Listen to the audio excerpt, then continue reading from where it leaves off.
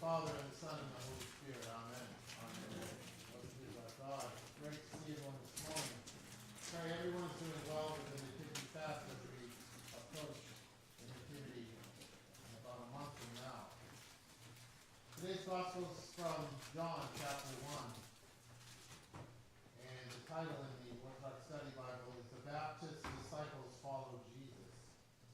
So we heard this story this morning, and it's a little confusing because there's a lot of people coming and going in the story, and words are being said back and forth. It's a little confusing, but if we just take a little step back in John and take a few verses back, we can see a little bit of what's happening here. This is just after Jesus was baptized by John the Baptist, right? So we all remember that when the dove descended upon him, and there was a conversation between John the Baptist and Jesus, who's who and what's what, and all of the disciples of John the Baptist, right? So the disciples, the Baptist disciples, followed Jesus. So all of John's disciples now have the opportunity to follow Jesus, right? So it's an amazing thing. We have the icon of John the Baptist right next to Jesus here. So the very first sentence there, it says, John said he saw him walking, right? That's John the Baptist speaking. It's not John the Apostle yet. It's John the Baptist. And the other disciples hear this, right? And they say, they must have said, what did he just say? He just said that that's the Son of Man, right? That that's Christ. That's the Messiah. And what do those two do? They start following him right away. And Jesus turns around and says, what do you seek? What are you following me for? And they said, well, I'm sure they were a little nervous, right? I just told him he's the Son. We're just wondering where you're staying, and if we can go with you.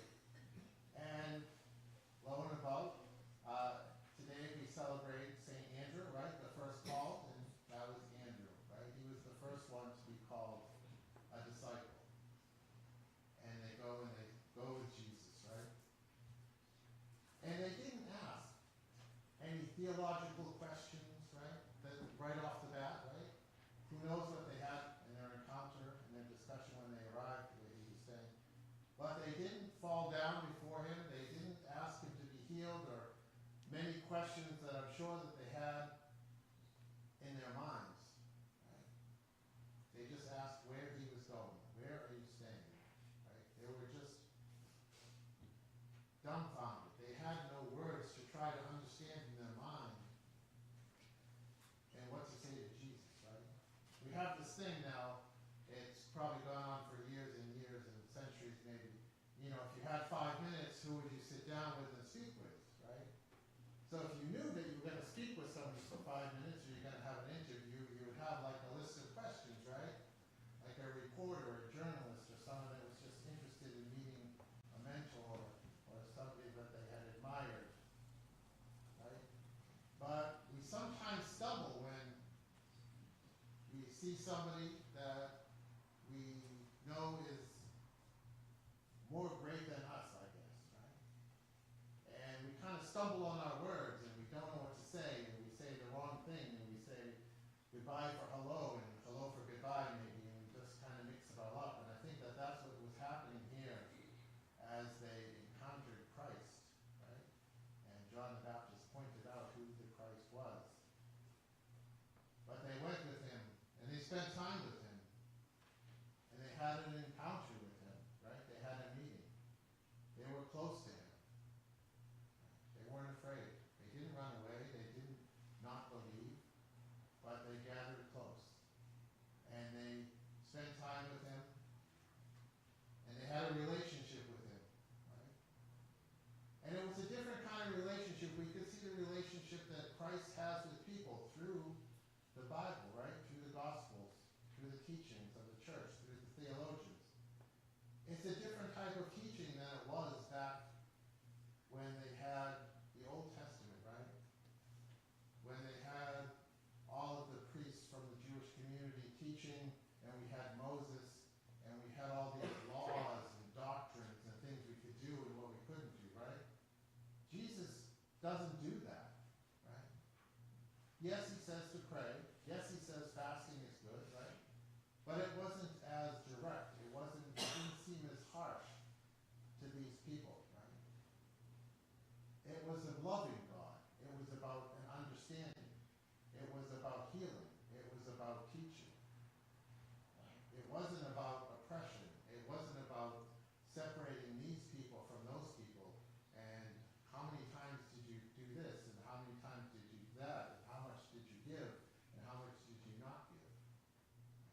And we can see that even when he encounters the tax collectors, right? Whether it be Zacchaeus or the other ones, and they're already scared, right? Well, I did take it, but I gave it back. Or I was planning on doing that. And they're kind of in a panic sometimes because they know they did something wrong. And Jesus knows it too, but he's not going to call them out on it. He wants us to offer it from ourselves, right? He knows what's in our heart, and he understands us. He understands why we do the things we do, right?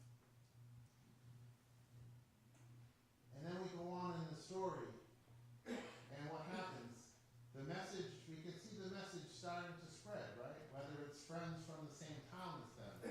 It goes from Peter to Philip to Nathaniel. And they go and they tell their friends, and their friends believe, right? When we get to Nathaniel, he's a little doubtful.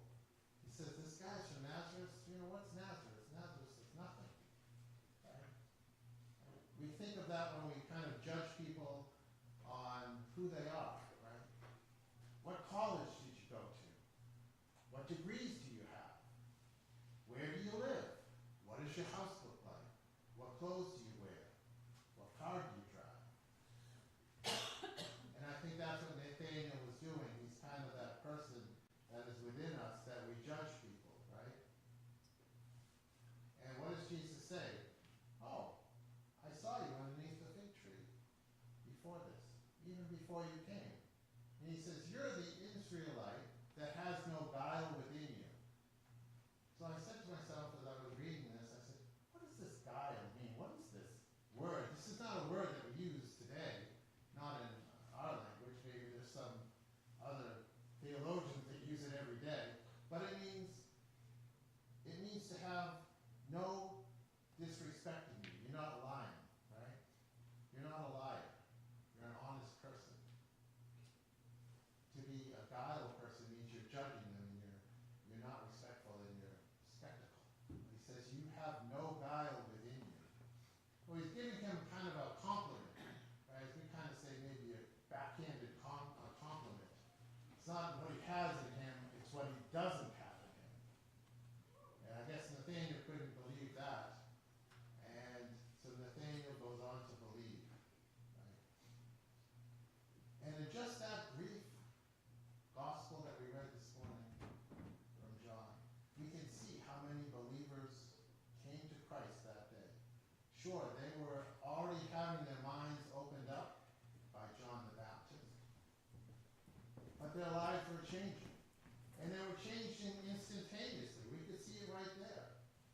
We could see when John said, there's the Christ. Immediately, they just went to follow, right? Like many of the other disciples. Their hearts changed. Right? Those encounters with Christ made their hearts overflow with the love of God. And those are the things that sometimes we forget about. We forget about this freshness of life, right? We forget about what it felt like when we had an encounter with Christ, when we saw miracles around us and we didn't pay attention. Right? We see many things that we just dismiss, and we just say, oh, those are just, that's life happens, right? Whatever happens, happens. That's the way it goes, right? It's not the way it goes. That's the way God planned it to go. But we forget that. We can plan and plan, and planning is good, right? We have to have a plan for our life and a purpose for our life. But we also have to make sure that it's God's plan also. Right? It's not just us steering the wrong way. One of the books that we read when we were in studying